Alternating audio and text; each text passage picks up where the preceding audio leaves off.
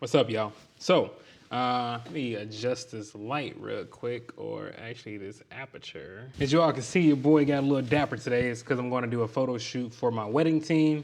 We are taking over the city, pretty much the black wedding team of Chicago. That's what we're doing. So, it's like a black tie event, and that's what we're dressing up for.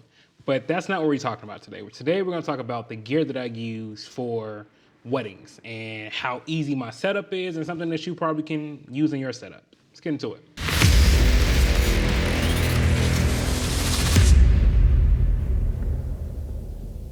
For those who are new to the channel, my name is Sean Brooks. I am a DP based here in Chicago, but I also shoot wedding films, I do social media ads, branding videos, you name it. Like, I do it all when it comes to production. Anything video based, that's what I do based here in Chicago. Now, with that being said, let's go ahead and get straight into the video. Number one, the camera and how I use to set it up. So number one, the camera that I use is the Sony A7S III. Y'all know that already, right? So typically for sometimes when I do contract work, when I don't have to actually edit anything, I'm gonna take this jacket off. Your boy just wanna show you how flat it looks. It's much better. Now, when I'm doing contract work, when I don't have to edit anything like that, and they require that I have a shotgun mic on board on my camera all the time. So I typically, I have an A7S III in a case, right? But I also have like this little mounting point here, right? Like I know you all can see that. And I mount a Deity D4 Duo here. Now I know you all are wondering why did I take the other little furry piece off? And that's because when I typically used to open the door, the furry piece used to hit the back of the door, and it was annoying me. So I just went ahead and took it off, and usually this is how I rock out with the mic inside of my camera. And when I'm balancing on my gimbal, I don't have to worry about the camera being so back heavy now. Like this is hardly weighs anything. So being like a little side heavy, that's fine, but I don't have to worry about it, pushing back on me now. The next thing we're gonna talk about is actually like this little mounting piece here. Now, as you can see, this is a manfrotto mounting plate here versus the standard one that comes in a DJI RS2. Now, the reason why I don't use this is because of this little plate here. This little plate here, right? I hate this thing, and it's mainly because it always gets loose when you're trying to take off your camera, or if you're adjusting your camera any type of way.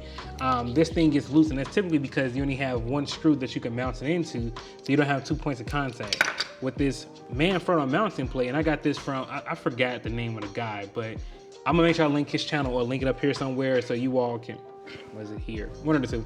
I'll make sure that I give you all a link so you guys can check out the original video I got this idea from, because it's not mine. But you have two holes on the bottom of your small rig cage. So now that I have two plates here, this thing here, it doesn't move. This mounting plate doesn't move. And with that being said, it makes it really, really easy for me to go from tripod to gimbal in seconds. Let me show you. Okay, here we have the DJI RS2, right? And I have even a cooler setup that I'm gonna show you all, so you all know how the boy get busy on these weddings. We're just gonna rock out with idle ice because the sun is not playing nice for me today. So here we have my monopod. So I'm gonna show you how easy I go from that as well. And here we have a manfrotto tripod. So speaking of which, if you decide to go with this new manfrotto setup, you actually have to buy this, you have to buy a small rig extension plate, and then you also have to get the actual manfrotto, where it comes together. But I'll make sure anything I'm talking about link down in the description below. But this is how your new plate is gonna look.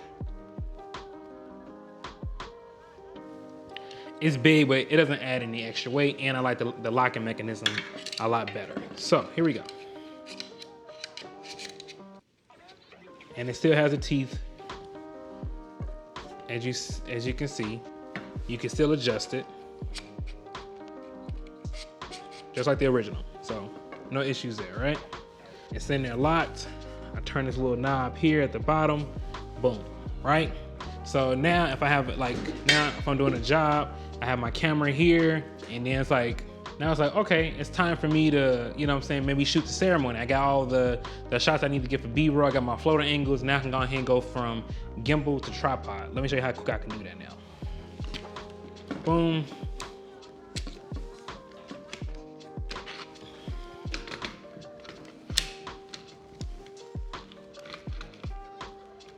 Boom. So now because I decided to switch out my plate from the one that the DJI RS2 sends me, I'm able to switch that out and go to my gimbal. I mean, go from my gimbal to my tripod in seconds. Now, obviously it took me a little bit long. I was struggling a little bit, y'all saw that.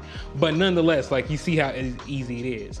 Now, I'm also gonna show you if you were kind of like doing like, when you're shooting weddings, like typically these things are like a little bit longer, right? So we can go ahead and go right back to my desk.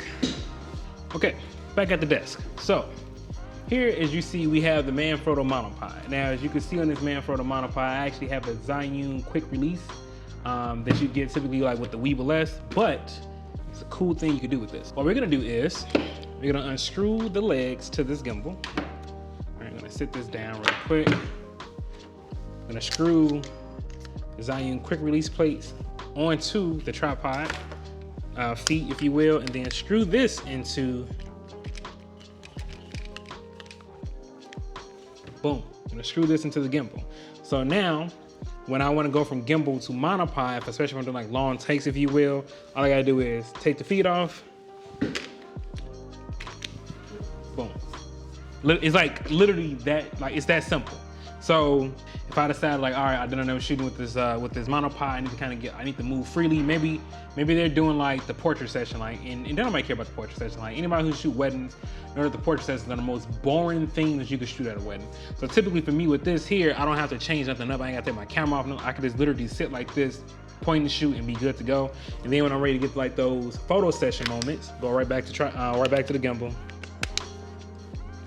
I'm ready to go. So this is typically how I shoot most of my weddings, and it's because it gives me mobility and it gives me freedom, right? And also kind of helps me out with like being relaxed. So now with me having, if I'm at a, like I said, like you all just saw, if I'm shooting a ceremony or something like that, and I just kind of want to give my arms a break and not be holding the gimbal during the whole ceremony, I could use the monopod too with the gimbal, but I could just go from the tripod. Then when they get down and they're doing, I think it's called the recessional.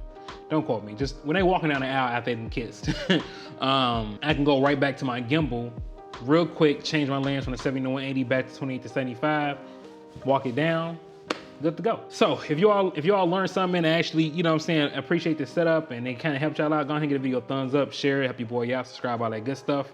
And we out. Deuces.